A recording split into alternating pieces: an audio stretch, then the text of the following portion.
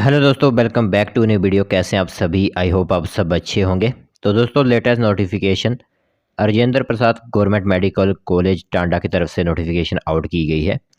यहाँ पर आपको वैकेंसीज देखने को मिल रही हैं। ठीक है, तो 6 जून 2023 को इन्होंने एडवर्टाइजमेंट जारी की गई थी। यहाँ पर आप देख सकते हो कि 6 जून को यहाँ पर जो है वो इनकी तरफ से लेटेस्ट नोटिफिकेशन आउट की गई थी, जो कि आपको doctor Rajendra Prasad government medical college Tanda के अंदर वैकेंसीज देखने को मिलेंगी। तो फुल नोटिफिकेशन आपको बताई जाएगी कि क्या सिलेक्शन प्रोसीजर यहाँ पर रहने वाला है। और यहाँ पर एक बात और एक वैकेंसी इस तरह की भी आई हुई है कि 12th पास कैंडिडेट भी अप्लाई कर सकते हैं इस पोस्ट के लिए। ऐसी भी पोस्ट आई हुई है। ठीक है, यहाँ पर तो जो लोग मेडिकल लाइंस यानी हॉस्पिटल वगैरह में नौकरी करना चाहते हैं उनके लिए मौका हो सकता है, बन सकता है उनके लिए मौका 2023 में। तो पूरी नोटिफिकेशन जानिए आपकी क्या नोटिफिकेशन इन्होंने आउट की गई है और किस तरह जो है वो आप भी इसके लिए अप्लाई कर सकते हो। तो चलिए फिर बिना वक्त ज़ाय किए हुए जल्दी से आपको नोटिफिकेशन की तरफ लेकर चलते हैं।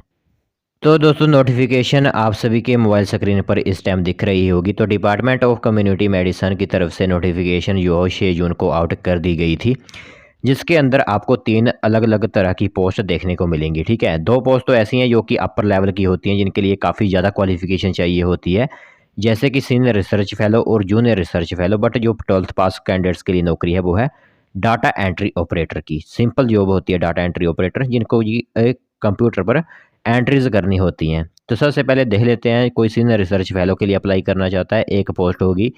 आयु आपकी 35 साल से ऊपर नहीं होनी चाहिए। पोस्ट ग्रेजुएट डिग्री होनी चाहिए आपकी बेसिक साइंस में। अगर नहीं है तो ग्रेजुएट या फिर पोस्ट ग्रेजुएट है आपकी प्रोफेशनल कोर्स में अप्लाई कर सकते हो। इसी के साथ CSR UGC नेट जिसको होता है वो आपका क्लियर हुआ होना चाहिए। इसी के साथ नेशनल लेवल एग्जामिनेशन जैसे कि DST DBT DAE DOS DRDO वगैरह अगर आपने क्लियर किए हुए हैं तभी भी अप्लाई कर सकते हो। ठीक है, तो यहाँ पर मैंने आपको पहले ही कहा हुआ था कि सीनियर रिसर्च फेलो और जूनियर रिसर्च फेलो के लिए क्वालिफिकेशंस काफ़ी ज़्यादा होती हैं। जिन्होंने गेट वगैरह क्लियर किए होते हैं वो अप्लाई कर सकते हैं इन पोस्ट के लिए। और प्रेफरेंसेस उस कैंडिडेट को दी जाएगी जिसके पास अगर 2 साल का एक्सपीरियंस भी है, रिसर्च एक्सपीरियंस है अगर आप उसके पास। क्योंकि पता है सभी को कि अगर CSR UGC नेट देते हो आपको तो PhD वगैरह जो है वो आप क्लियर करते हो, फिर आप रिसर्च वगैरह कर लेते हो। तो जो भी लोग रिसर्च वगैरह कर रहे हैं 2 साल से, तो वो अप्लाई यहाँ पर करने के बाद उनको यहाँ पर प्राथमिकता भी दी जाएगी। दूसरे नंबर पर जूनियर रिसर्च फेलो की एक वैकेंसी है। इसमें भी 35 साल से ज़्यादा आपकी उम्र नहीं होनी चाहिए। और जैसे कि आपको सीनियर रिसर्च फेलो में क्वालिफिकेशन थी, ऐसे ही जूनियर रिसर्च फेलो में भी क्वालिफिकेशन है। बट सीनियर को ज़्यादा सैलरी दी जाएगी, जूनियर को थोड़ी कम सैलरी दी जाएगी। फिर तीसरे नंबर की डाटा एंट्री ऑपरेटर, इसमें भी एज 35 साल से ऊपर नहीं होनी चाहिए और इंटरमीडिएट यानी 12th पास आप होने चाहिए। और एक बात जो इसमें रखी गई है कि स्पीड टेस्ट जो आपका होता है, जो स्किल टेस्ट होता है, यानी टाइपिंग में स्पीड आपकी 15,000 की हो, जो आपको 1 घंटे में टाइपिंग करने आने चाहिए कंप्यूटर पर, तभी अप्लाई कर सकते हो।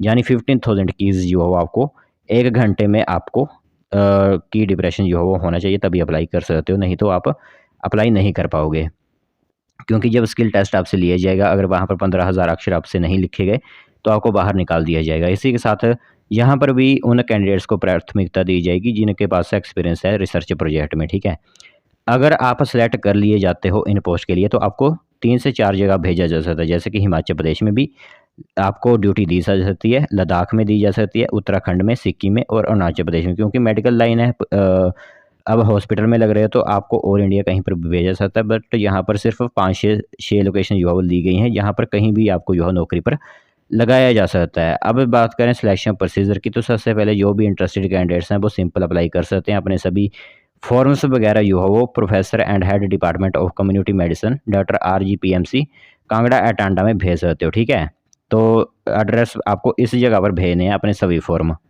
बाकी बात करें यहाँ पर एप्लीकेशन फॉर्म वगैरह तो आपको नहीं दिया हुआ है, और एप्लीकेशन फॉर्म वगैरह पर यहाँ पर कोई बात भी नहीं कही गई है, क्योंकि मैंने पूरी वेबसाइट खंगाल ली है। बट एप्लीकेशन फॉर्म वगैरह यहाँ पर नहीं दिया हुआ है।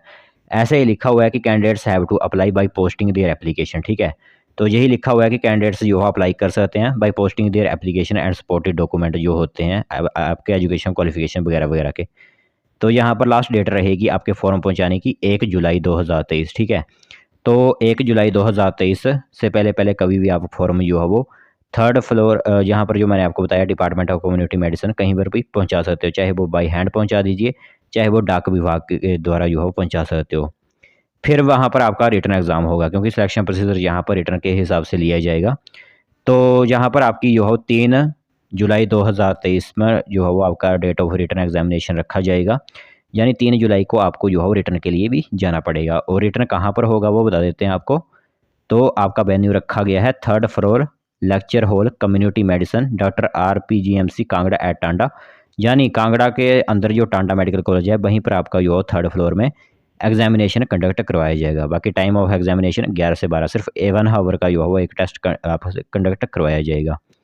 और इसी के साथ यहाँ पर लिखा हुआ है कि it is compulsory to bring all the original application during at the time of joining. यानी आपके पास ओरिजिनल एप्लीकेशन डॉक्यूमेंट होने चाहिए ज्वाइनिंग के टाइम पर। फिर बाकी कोई TAD आपको नहीं दिया जाएगा, यानी यात्रा जो आप करोगे उसका कोई भत्ता आपको यहाँ पर नहीं दिया जाएगा। और एक बात उन्होंने पहले ही जो है कह दी है कि जो आपकी पोस्ट है प्योरली टेम्परेरी बेसिस होंगी। आप इसके लिए जो है वो क्लेम नहीं कर सकते कि आपको यहाँ पर रेगुलर कर दिया जाए। ठीक है, यहाँ पर इन्होंने पहले ही कह दिया है कि आप क्लेमिंग नहीं कर सकते कि आप रेगुलर या फिर गवर्नमेंट के अंदर आ जाओ, क्योंकि उन्होंने पहले ही कह दिया है कि आपकी जो वैकेंसीज़ हैं वो प्योरली टेम्परेरी बेसिस के ऊपर निर्धारित की गई हैं। तो ये एक अपडेट जो है वो अपडेट आया हुआ है टांडा मेडिकल कॉलेज में की तरफ से। तो जो इंटरेस्टेड कैंडिडेट्स हैं इन पोस्ट के लिए अप्लाई कर सकते हैं।